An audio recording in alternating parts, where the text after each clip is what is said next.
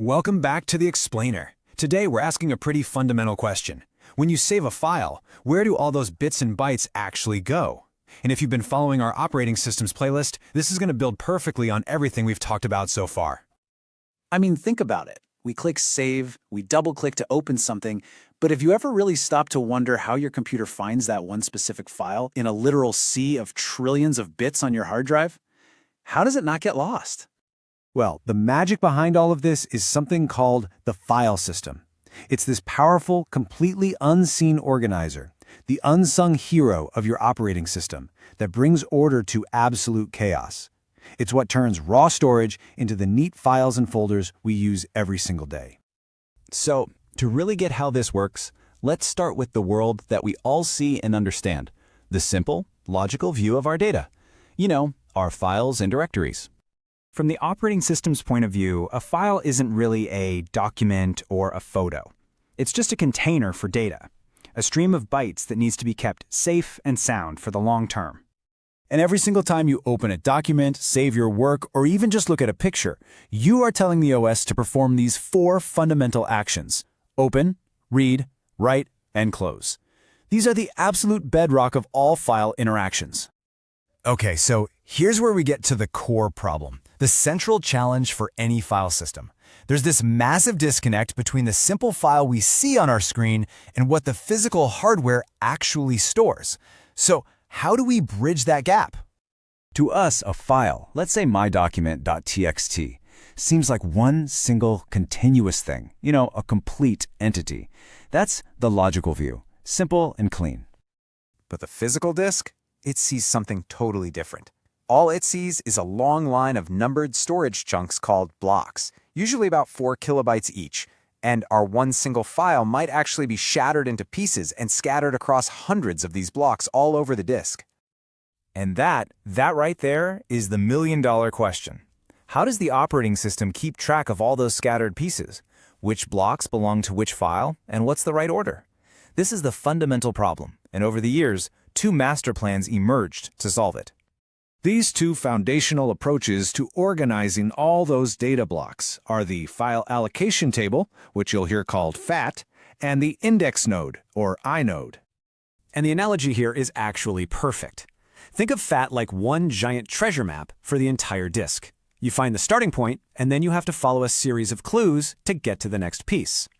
Inodes, on the other hand, are more like a librarian's card catalog, where every single book, or in this case every file, gets its own dedicated index card with all the information on it. So with FAT, the system looks up a file, finds its starting block, and then it's basically a game of connect the dots. The entry for the first block points to the second points to the third, and you just follow this linked chain from one block to the next until you finally hit a marker that says end of file. Now, the inode approach is just so much more direct. The directory entry for a file points to just one thing, the file's inode. And that inode is a neat little package that contains everything, all the file's metadata, like who can access it and when it was last changed, and most importantly, a direct list of every single data block that makes up that file. And you can see right away why this inode approach basically became the standard for modern systems, like Linux and Mac OS. You don't have to load a gigantic table into memory, just a little inodes for the files you're actually using. Getting to the end of a huge file is way faster because you don't have to follow a long chain. And, critically, if something gets corrupted, it usually only affects one file, not the entire disk's map. It's just more robust. All right, so all this complex organization is amazing, but what happens when it gets interrupted? Like a sudden power outage or your whole system crashes? What does that do to your data? So imagine you're saving a big project. The OS has everything figured out in memory, which new blocks to use, but before it can physically write those updates to the disk, bam, the power goes out. Now the maps on the disk are out of sync with reality. They're in a corrupted, or what we call an inconsistent state. And that is where these special repair tools come in. You've probably seen them before, FSCK on Linux or CheckDisk on Windows, running when your computer boots up after a hard crash. They are literally the mechanics for your file system. The way a tool like FSCK works is actually pretty clever. It's basically a full audit of the entire disk. First, it goes through every single inode and builds a master list of all the blocks that are supposedly in use by files. Then, it builds a second list of all the blocks that the file system thinks are free. Now, in a healthy system, every block on the disk should show up in exactly one of those two lists. Either it's used or it's free. But if it finds a block that's claimed by two different files, well, that's a huge problem. It can actually resolve that conflict to prevent total data corruption. It's a lifesaver. Whew.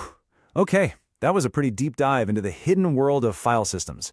So let's just take a second and recap the key takeaways from our journey. So the big picture is this. The file system's main job is to be the translator between our nice, clean view of files and the messy, scattered reality of physical blocks on a disk. We saw the two big strategies, the older, chain-like FAT system and the much more efficient and robust inode system. And finally, we saw just how critical it is to keep everything consistent and how tools like FSK step in to clean up the mess after a crash. But that leads me to one last big question for you. Inodes were a massive improvement, but what if the power cuts out at the absolute worst possible moment?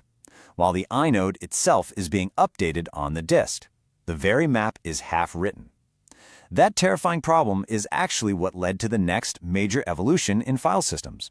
If you want to dig deeper, I'll give you a term to look up: journaling. And that wraps up our look at file systems. If this helped you understand a little bit more about what's going on under the hood of your computer, do me a favor and drop a like and follow our channel. It really helps us make more deep dives just like this one.